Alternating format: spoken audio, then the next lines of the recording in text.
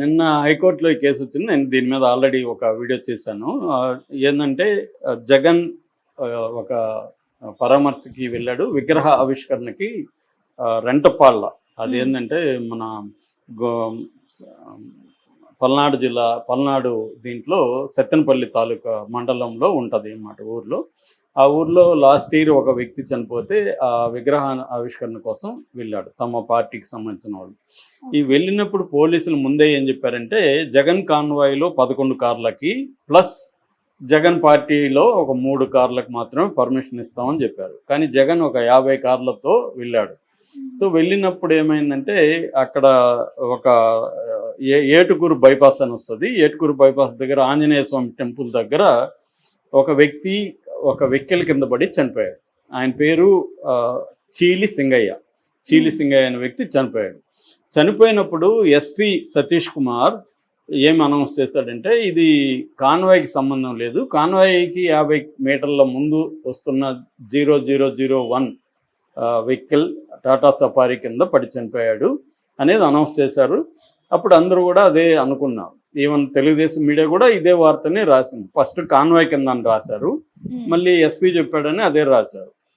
అయితే 3 రోజుల తర్వాత ఏం చేశారంటే ఒక వీడియో రిలీజ్ చేశారు, 37 సెకండ్ల వీడియో. అదేంటంటే జగన్ కారు కింద ఇతని తల ఉన్నట్టుగా ఒక వీడియో రిలీజ్ చేసి జగన్ ఏం మాట్లాడారంటే ఆ కారు కింద అతను పడ్డాడని జగన్కి డ్రైవర్ చెప్తే కూడా పర్వాలేదు పోనీ అన్నాడు జగను.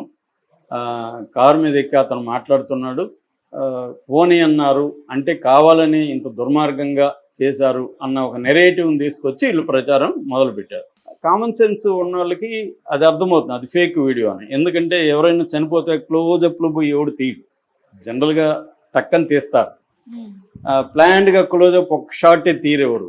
సో వైట్ షాట్ లేదు అక్కడ. రెండోది అంత జనం ఉన్నప్పుడు కారు కింద ఒక వ్యక్తి పడితే పోనీరాని ఏ నాయకుడు కూడా అనడు. జగన్ అనే కాదు ఎవరు కూడా అన్నారు. అంత అనాల్సిన అవసరం ఏముంటుంది, అతన్ని తీసుకెళ్ళి ఇచ్చేయచ్చు, ఇంకా పేరు మంచి పేరే వస్తుంది కదా అతనికి. సో అది ఎవరు చేయరు. మూడవది ఏంది, వేరే రిలీజ్ చేశారు ఎవరు వైసీపీ వాళ్ళు ఇంకొక వీడియో రిలీజ్ చేశారు. ఆ వీడియోలో క్లియర్గా ఇతను రోడ్డు మీద ఉన్నాడు, ఇటు కారు మీద కాలేసుకొని పడుకొని మాట్లాడుతున్నాడు. ఇతను యాక్సిడెంట్ అయినాక కూడా మాట్లాడుతున్నాడు, పక్కన అంబులెన్స్ ఉంది. వాళ్ళ వెర్షన్ ఏంటంటే ఇది వాళ్ళు టాటా సఫారీ కింద పడ్డాడు ఇతను సింగయ్య, మేము అక్కడ చూసి ఇతను మేము మా వెహికల్లో హాస్పిటల్కి తీసుకుపోతామని చెప్తే అక్కడున్న ఏఎస్ఐ రాజశేఖర్ అనుకుంటా అతని పేరు, అతను ఆపి లేదు అంబులెన్స్కి ఫోన్ చేస్తున్నాను వస్తుంది అన్నాడు. అంబులెన్స్ రావడం లేట్ అయింది. అప్పటికి నాకు ఎక్కువ దెబ్బలేం తగలేదు, కాలర్ బోన్ దగ్గర దెబ్బ తగిలింది, అతను స్పృహలోనే ఉన్నాడు, వీడియో కూడా మనకి సాక్ష్యం ఉంది.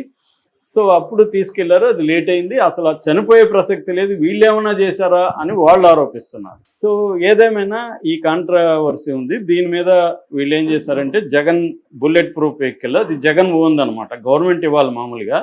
వీళ్ళు ఒక పనికిమాలను ఇస్తే జగన్కి నచ్చక అది హైకోర్టు పర్మిషన్తో తనే బుల్లెట్ ప్రూఫ్ కారు కొనుక్కున్నాడు, ఫార్చునర్ కొనుక్కొని దానికి బుల్లెట్ ప్రూఫ్ చేయించుకొని తను వాడుకుంటున్నాడు. ఇప్పుడు ఆ కార్ని వీళ్ళు సీజ్ చేసుకున్నారు. ఆ కారు డ్రైవర్ ఎవరంటే అతను కూడా ఏఆర్ కానిస్టేబుల్, అంటే ఆర్ముడ్ రిజర్వ్డ్ ఫోర్స్ అని ఉంటుంది అనమాట. ఏఆర్ కానిస్టేబులే దానికి డ్రైవర్గా రమణారెడ్డి అతను పనిచేస్తున్నాడు.